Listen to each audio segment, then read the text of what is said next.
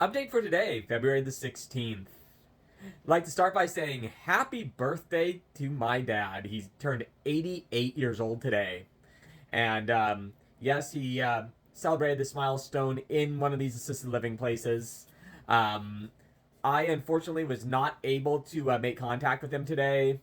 Um, Quite simply, getting him on the phone in this place is a challenge.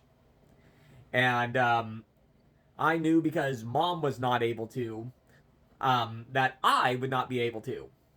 Luckily, mom was able to ultimately get in contact with dad today because, again, we have another family member who is down there in town with them right now. And he was able to take a message down, messages down to dad and whatnot. And so all of our birthday messages got to dad. But yeah, but anyway, it was dad's birthday today, and I'm sure he had a good one, or at least as good as you can in that type of situation. But we're working on getting him the ultimate gift, which is getting out of that place and getting home, and hopefully that comes now sooner rather than later. We'll keep you posted.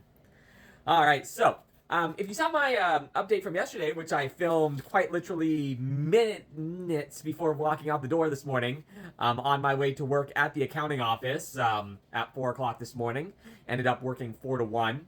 And so, accounting office, sometimes it's 4, sometimes it's 5. What are we doing at 4 o'clock in the morning? Well, I'm not going to get too much into the technical details of it, but when you're dealing with cash, there's certain stuff that you would prefer to not be doing while there are customers wandering around. That type of stuff. All right. So anyway, that's why I'm going to work at like 4 o'clock in the morning. But anyway, these 4 a.m. shifts, I do them occasionally. Typically, I only start at 4 when somebody else happens to be on vacation or out of town or something. But I do quite a bit of 5s. And but today was a 4. And so afterwards, took a nap. After talking to mom on the phone for a little bit. It was also pretty busy at the store today for a Monday. And I think I know why. And we'll talk about that here in just a second. So I got off work, took a nap.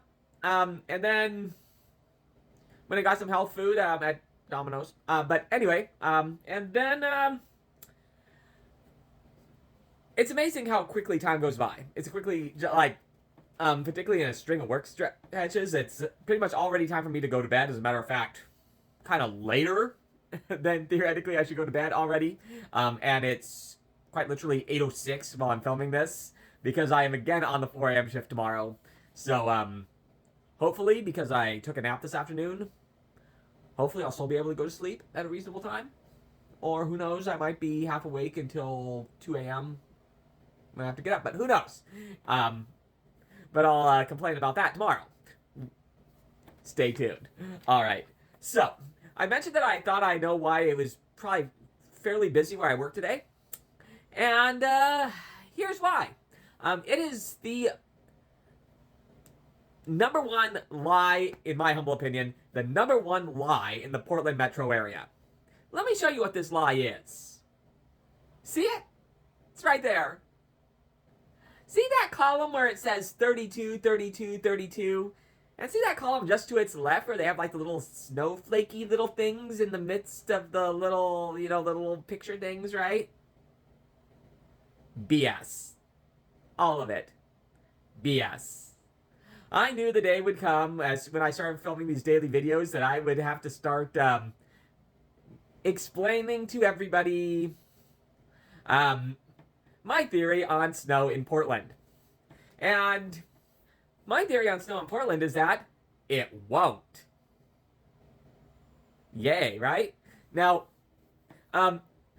so this is one of my favorite little spiels, and when I was doing text-based posts, which I quite honestly did a daily Facebook post every day from like 2009 all the way up to like 2025 when kind of the world kind of moved on from those type of things. And so, but one of my very favorite spiels was my snow in Portland. And so I knew as soon as I started doing these videos just a few months ago that there's going to be someday, a few months ago, like 2 months ago, that there's going to be someday where I was going to have to explain Michael's theory on snow in Portland. So, here's how it goes. Now, yes, a lot of this is tongue-in-cheek, all right? But there's a lot of truth in this. So, it's a somewhat common thing this time of year, actually December, January, and February, that we end up playing the snow game. And the snow game works like this. The powers that be, this being the news outfits, the weather service, whoever gets their jollies from this kind of stuff, will put up forecasts like what I just put up. And you'll see that there are days, and it's oftentimes, and there are different variations on it, but quite often it's that the 5th day of the 7-day outlook is where the snow is going to be. And yet, it's kind of like if you, if you take like a projector and you have something projecting up there, but then you move your hands behind it, no matter how it moves, the background never moves. And so the snow stays right there on day 5, maybe day 4 for a few hours. But then when day 5 goes from 5 days out, goes from being Friday to being, Saturday, the snow moves down to Saturday. Crazy. Or it will be like 28 or 29 degrees, and then all of a sudden, when whatever day that was is tomorrow, all of a sudden it's 33 degrees and raining. Or it could rain 7,412 consecutive days here in the Portland area, but then it hits 31 degrees and the skies open up and the blue shines down the moment it hits 31 degrees and you get what I call the cold and clear. Basically, we get 2 types of days during the winter: cold and clear and wet and warm. And